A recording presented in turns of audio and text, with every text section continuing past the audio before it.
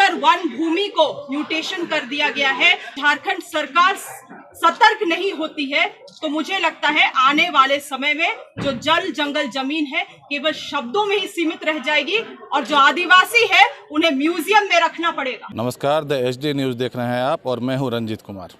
जल, जंगल और ज़मीन, इसकी लड़ाई झारखंड में लगातार चलती रही है और अवैध तरीक़ों से जल, जंगल, ज़मीन की लूट भी लगातार जारी है। आज मांडर विधायक शिल्पी नेहा तिर्की द्वारा विधानसभा में इस मामला को उठाया गया कि बरही में किस प्रकार 8 एकड़ वन्य क्षेत्र का ज़मीन को गैर कानूनी तरीके से हथियाने की साजिश रची जा रही है। शिल्पी नेहा तिर्की ने यह भी कहा कि अधिकारियों द्वारा उनसे संपर्क करने का प्रयास किया गया ताकि इस मामला को वो विधानसभा में नहीं उठाए। उनका कहना है कि अगर झारखंड में ज़मीन नहीं बचेगा, जंगल नहीं बचेगा तो आदिवासी कहाँ रहेंगे। झारखंड के आदिवासी को म्यूजियम में रखना पड़ेगा।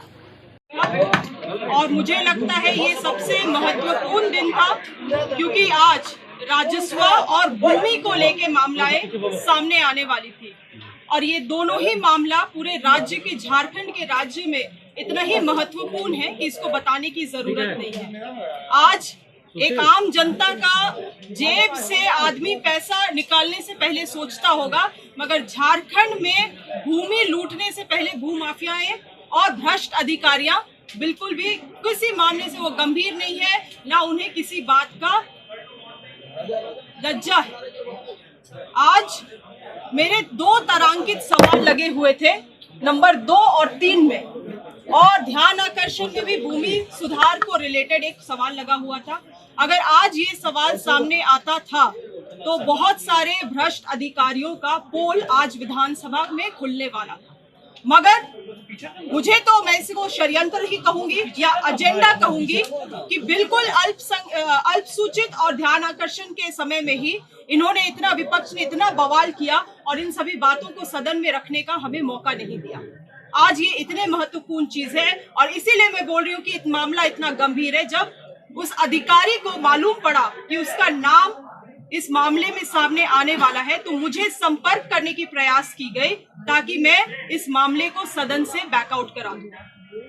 और ये 2 मामला है सबसे महत्वपूर्ण मामला। पहला मामला है, आप लोगों के माध्यम से मैं जनता तक पहुंचाना चाहूंगी, बरही प्रखंड हजारीबाग का मामला है जहां पे 8 एकड़ वन भूमि को म्यूटेशन कर दिया गया है और किसी मनोज यादव के नाम पे कर दिया गया है।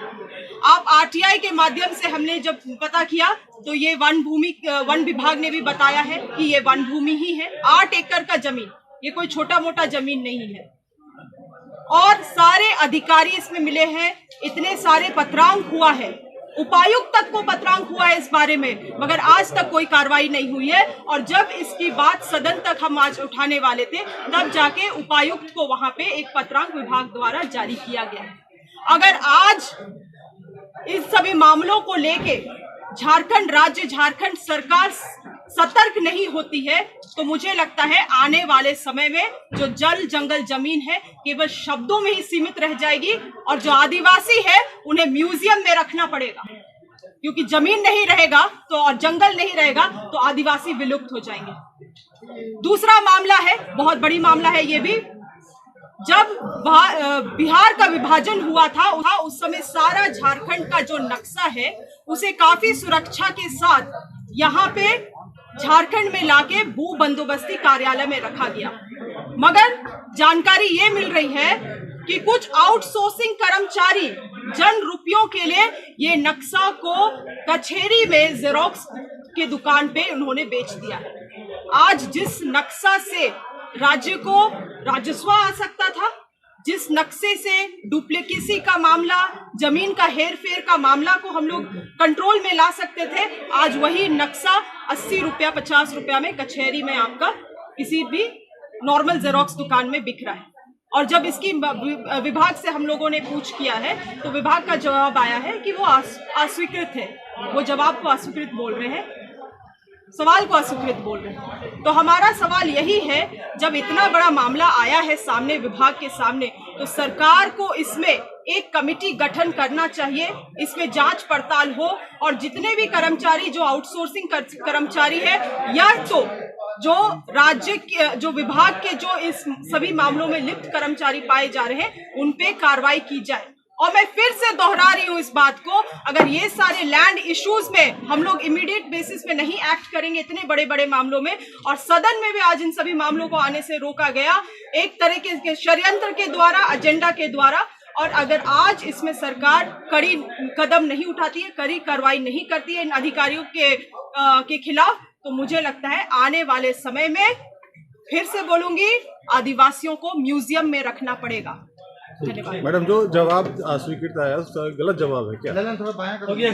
जवाब से संतुष्ट आप नहीं है? अस्वीकृत मैं इसीलिए कह रही हूँ, अस्वीकृत उन्होंने किया है और मैं असंतुष्ट इसीलिए हूँ क्योंकि आउटसोर्सिंग से कुछ कर्मचारियों को रखा गया था वहां पे स्कैन कॉपी अपलोड करने के लिए, आउटसोर्सिंग के माध्यम से। जब आउटसोर्सिंग के माध्यम से ये कार्य पूर्ण हो चुका है तो भी आज वो कंप्यूटर ऑपरेटर्स वहां क्या कर रहे हैं, और जो खतियानी लेखन थे, जो तरीके से खतियान लेखन का उनको एक सिस्टम पता है, वो थे जब उन्होंने इस मामले का विरोध किया विभाग में, तो विभाग से उन्हें ये जवाब मिलता है, और कुछ अधिकारी, आई कोट देम, नाम नहीं ले रही हूँ बट आई कोट देम, वो कहते हैं कि वो सरकार की जमीन है, अगर लुटती है तो आपका क्या जाता है। आज ये यही लेखन खतियानी लेखन लोग हैं जो आपका राज्य भवन के बाहर बैठे हुए हैं। 10 साल से वो हमें सेवा दे रहे थे, यहाँ के स्थानीय लोग हैं, मगर बाहर से आउटसोर्सिंग के कर्मचारियों को बैठा के ये बंदरबाट चलाया जा रहा है। आशीर्वाद इजीकॉन ग्रुप, भरोसे का दूसरा नाम। हम सिर्फ घर नहीं, खुशियां भी बनाते हैं। आशीर्वाद रोज वैली, जिसमें है premium flats with all modern amenities. Patna में लेना चाहते हैं अपने सपनों का आशियाना, तो कीजिए हमारे इन नंबरों पर संपर्क।